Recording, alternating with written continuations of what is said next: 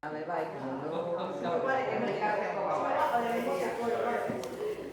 esan dugu bezala, hemendik abendura arte eukiko ditugu tailerrak eta formakuntza ezberdinak.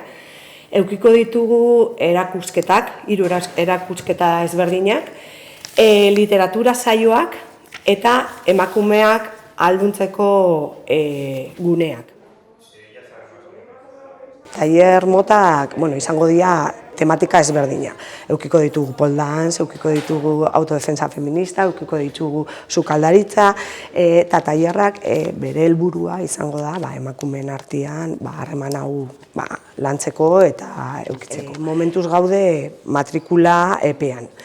Gero eukiko ditugu 3 erakusketak ezberdinak eta erakusketak gidauta izango dira eta etorriko dira talde ezberdinak eskolatik.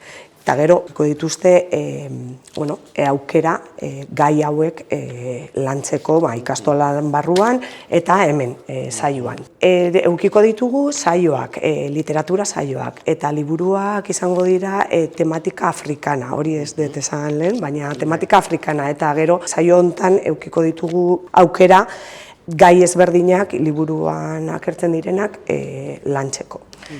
Ze gehiago, talde jabetzeko taldiak, ez?